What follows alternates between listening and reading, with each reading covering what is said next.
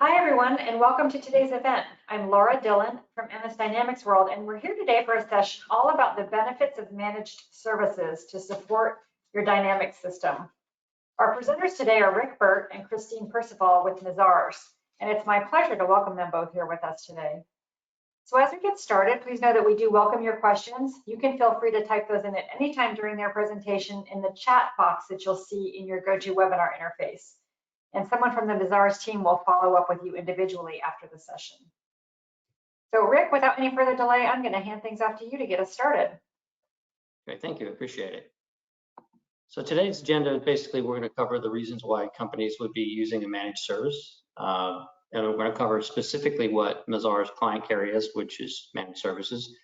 And then we're going to drill down a bit more and get a little more specific about what's in those services, and then how you might assess yourself and whether you could consume those services and it makes sense for you in your particular circumstance.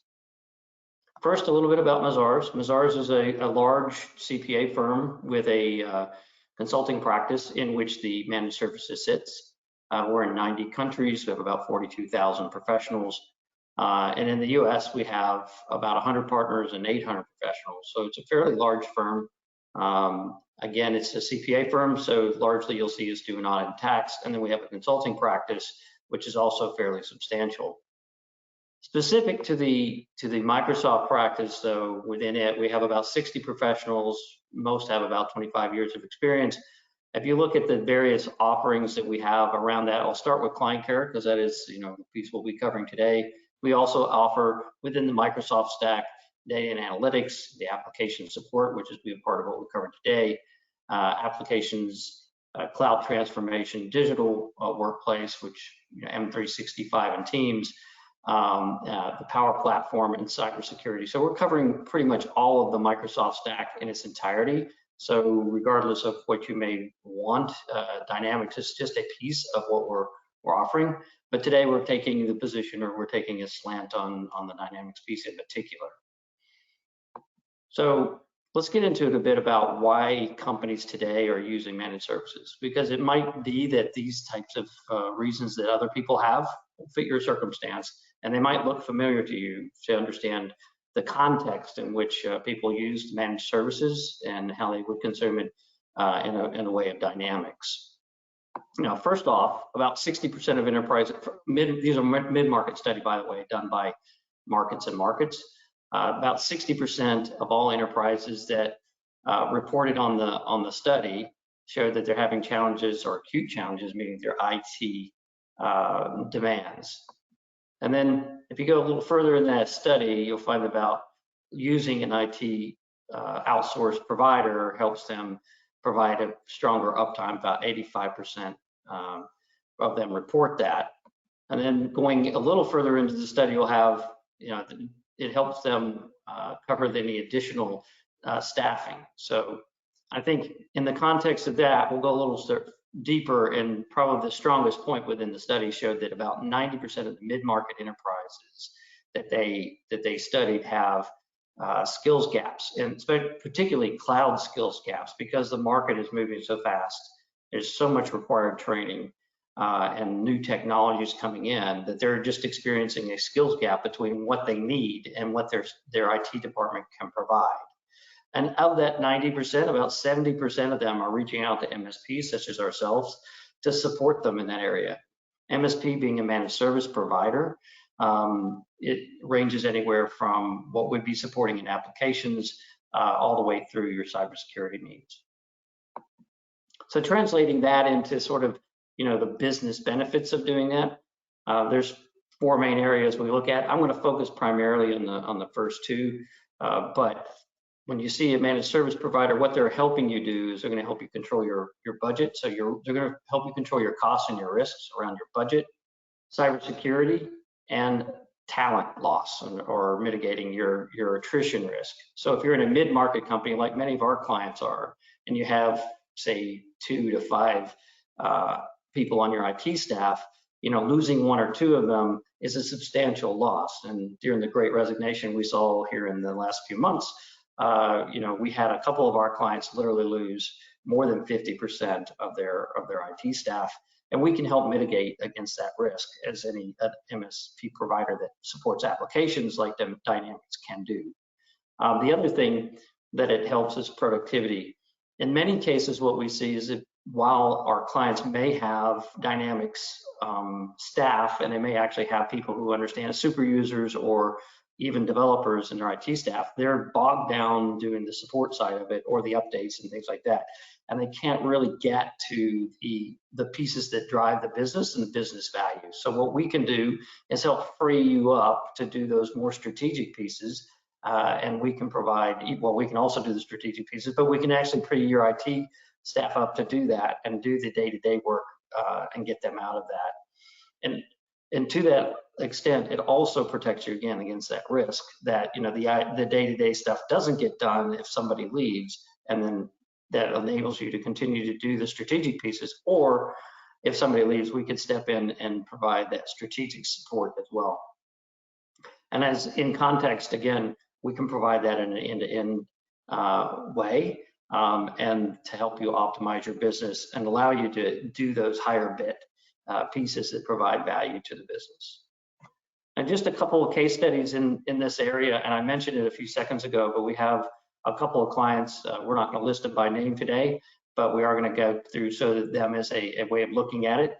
You know, as far as reducing costs, these won't line up 100% to these categories, but hopefully you'll get the message. But, you know, if you look at the reduced costs and risk, what you see is that we had a property management company. They actually had their main person, their IT director, leave.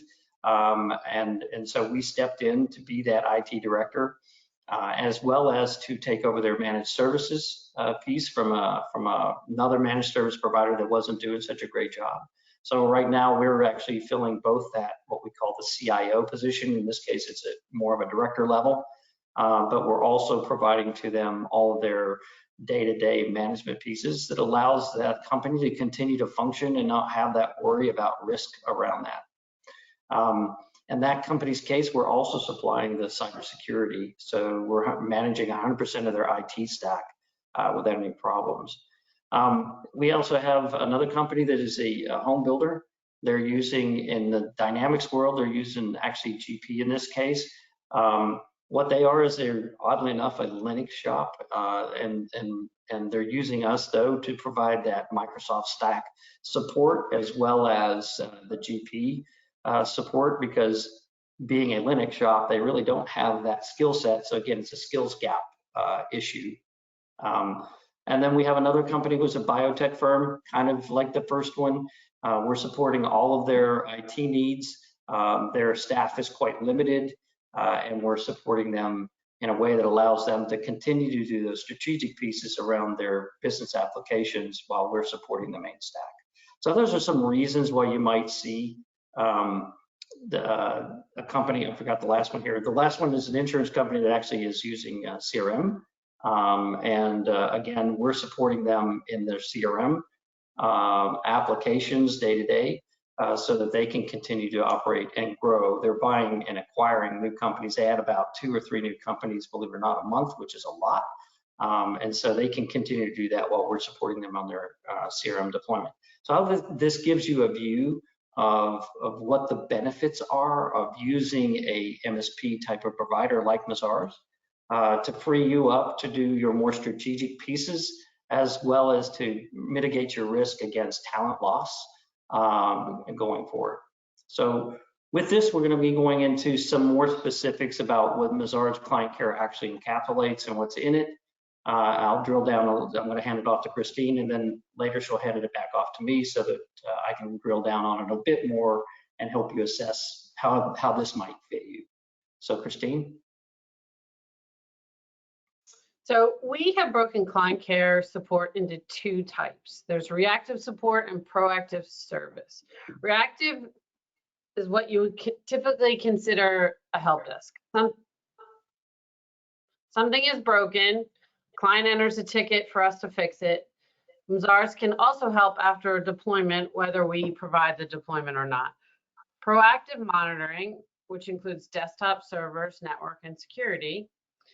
If something is discovered while monitoring, can turn into a ticket, and we can manage or reconfigure things from that ticket. Next slide. So reactive is issues that are reported from individuals, IT, or system-wide. It can be application support, resets or configuration, hardware support, or advisory or consulting. Proactive is keeping systems and applications healthy. It can be cybersecurity, IT services like network monitoring, backup, disaster recovery, or application management, updates and patching. So the way we have set up support is we have the pricing is a subscription-based pricing. Every client gets a client care manager. There's predictable subscription that's paid monthly. The plan can be adjusted quarterly. There's typical break fix support where the client enters a ticket and that is monitored through a portal. Additionally, we offer proactive support in the form of monitoring and updates, backups, and upgrades. We make sure that those are occurring without a hitch. Through that, if we see an issue, we can open a ticket on behalf of the client, and that you would also see in the portal. We also offer advisory services and enhancements. And what you see here is our wheel of offerings. Our offerings are mainly focused on Microsoft, but they can cover other areas like IT managed services and cybersecurity, which may or may not be on the Microsoft platform. So what's covered is the Microsoft stack, which is all of Dynamics, M365, Azure, as well as managed services, including server, security, desktop, and network.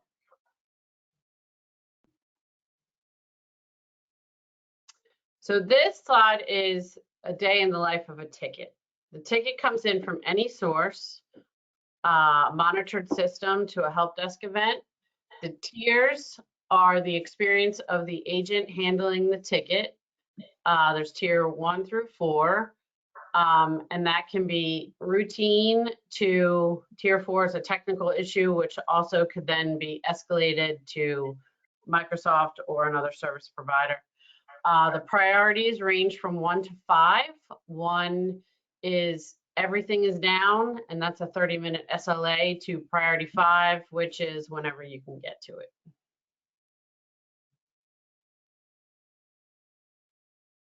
So our team is made up of 4 areas.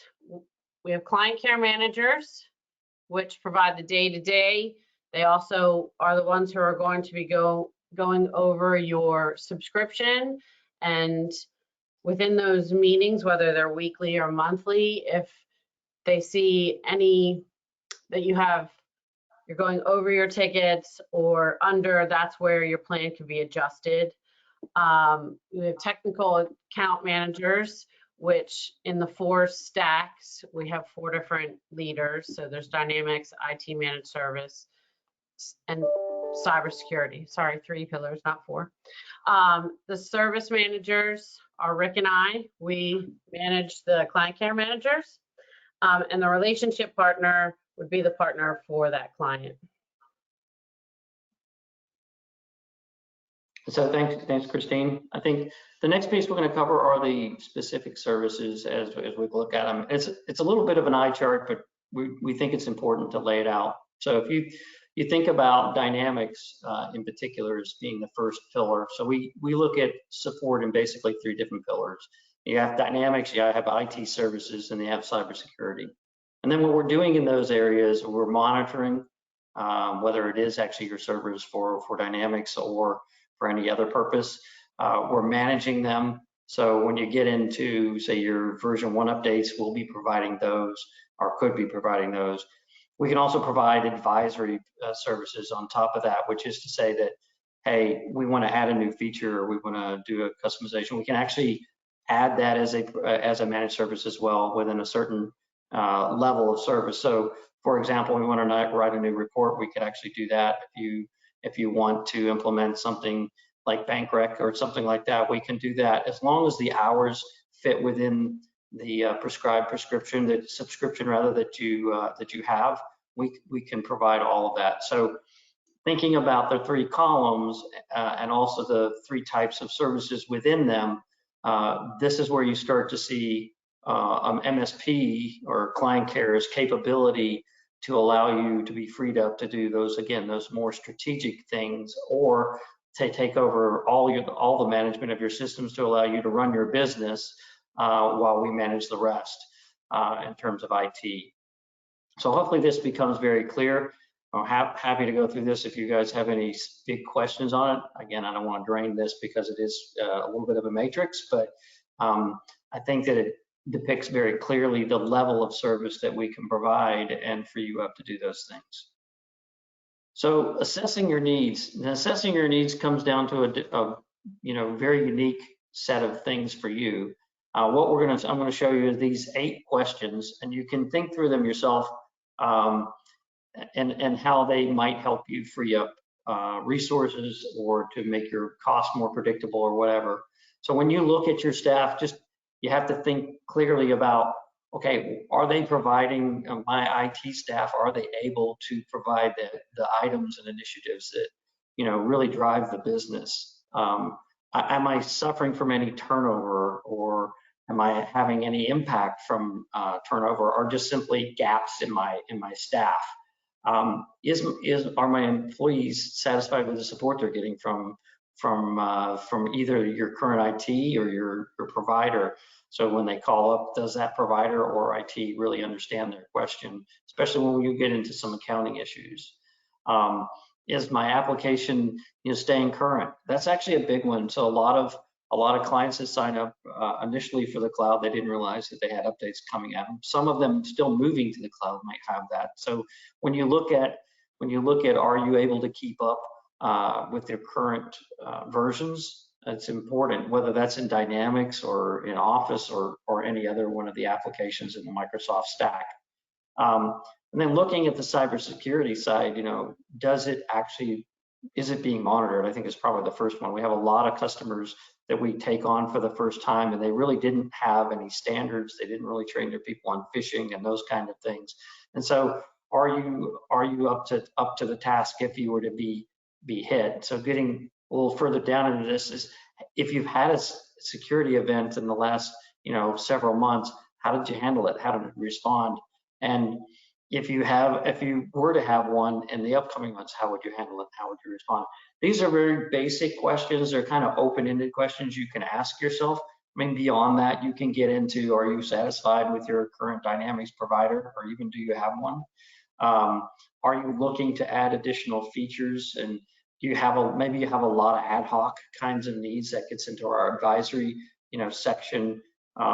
Do you want somebody to monitor your systems and make sure any performance issues are being resolved? Those are the types of things that a company like Mazars can help you, resolve and to manage that you wouldn't get necessarily from just trying to do it yourself. And you may run into bandwidth issues even if you can do it yourself, so that it makes it hard for you to really keep running the business and maintaining your systems at the same time. With that, I'm going to conclude. We have some contact information here for you to reach out to. My name is Rick Burtt. As we said earlier on, Mazars' address is up here on the screen. Christine's is also up here on the screen. If you have any questions, we'll be happy to take them. And with that, I will conclude this presentation, and I appreciate your time. Thank you. Great, thank you so much, Rick. Thanks, Christine. We appreciate you taking the time to share all this information with us. If you did have a question for them, you can look forward to an individual response. We did also record today's event, and we'll be making that available as well. So with that, we'll end it there. Have a great day, everyone. Thank you.